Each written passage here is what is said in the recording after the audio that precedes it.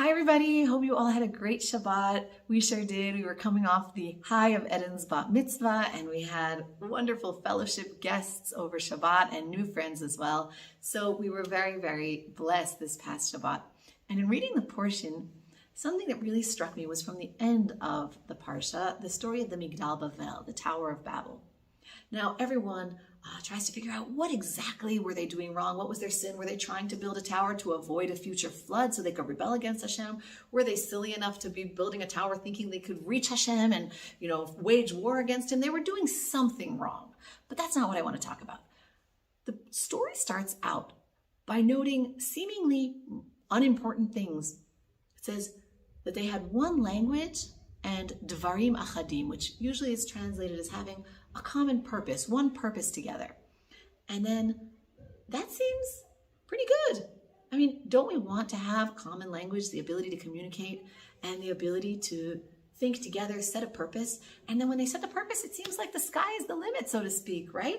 They're able to create technologies instead of just building with stone, the raw material that are, outside on the floor. They're able to invent a new way of building, a more efficient, a more effective way of building by making bricks. And the Torah is telling us these seemingly unimportant details. But maybe they are important because true, this society was doing something sinful and there are many interesting explanations on what it was.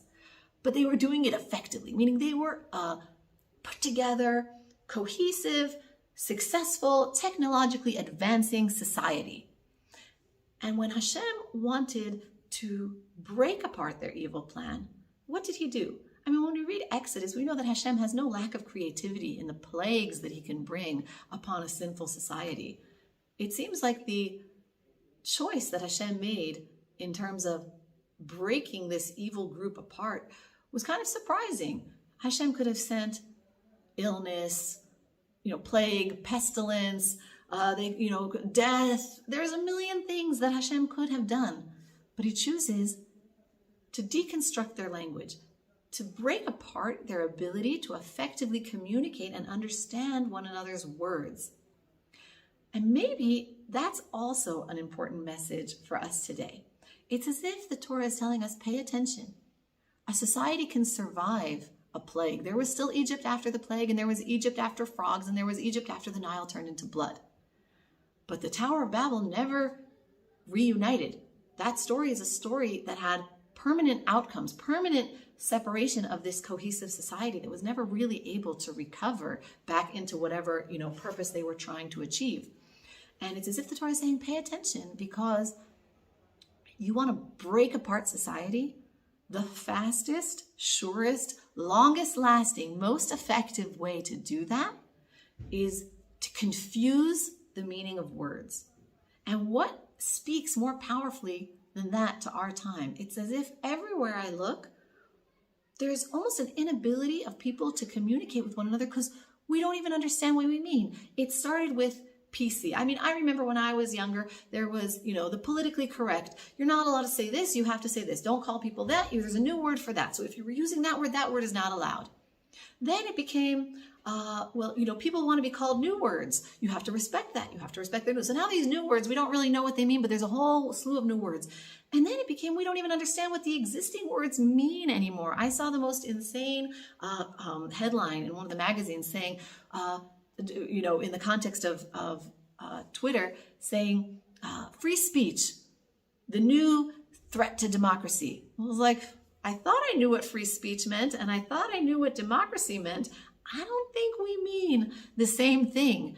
It's like as if words have lost their meaning. The fact that there is such a documentary as the famous documentary, What is a Woman?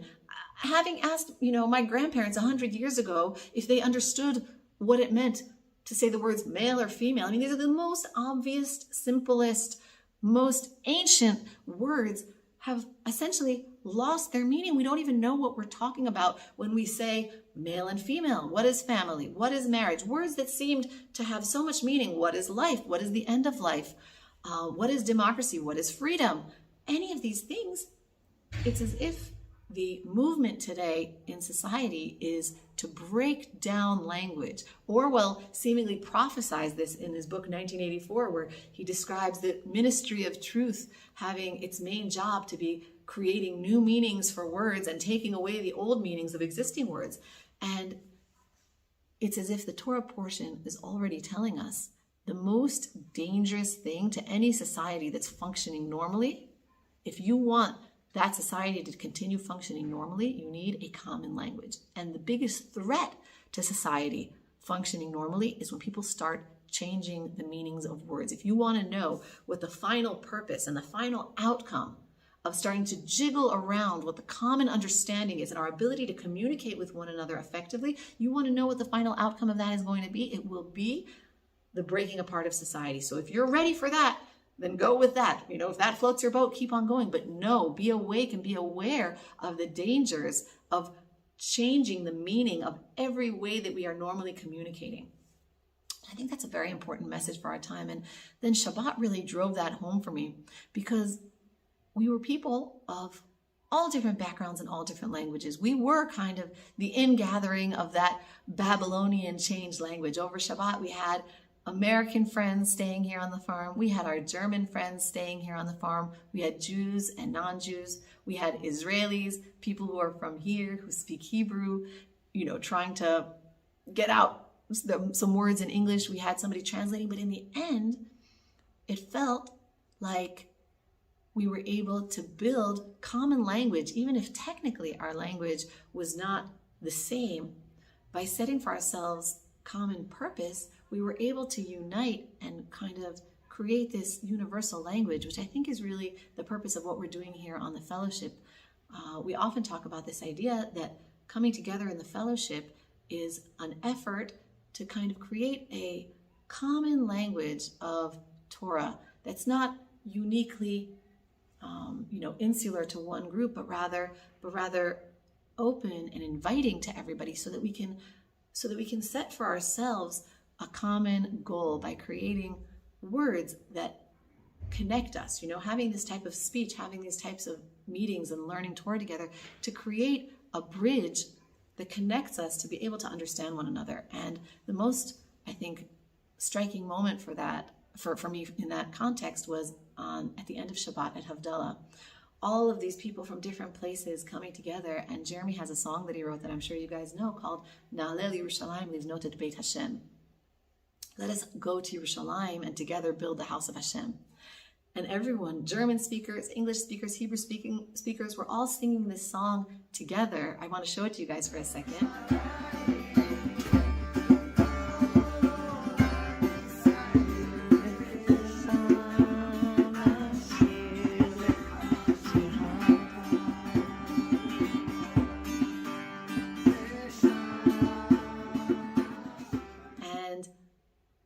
At that moment, I realized that maybe this is sort of the correction of the Tower of Babel. In the Migdal Bavel, in that story, Hashem broke apart language because everyone came together for a negative purpose, and that was a society that needed to be destroyed. But after thousands of years of everyone being dispersed, there was this, there's this movement now towards creating a common language of let's come together and not build the Tower of Babel. Let's come together. Let's create a new common language, but come together to build the house of Hashem. And so I want to thank everyone who was here for Shabbat and invite everyone on the fellowship, hopefully, to come and join us. We're having more and more opportunities to have fellowship members over here at the farm, and it's such a joy and such a pleasure. So with that, I wish everyone a good week of common purpose, and I bless us to continue working together throughout this year to build our common language of Torah and fulfilling the commandments and a common purpose towards bringing the future redemption. Bye, guys. Have a great week.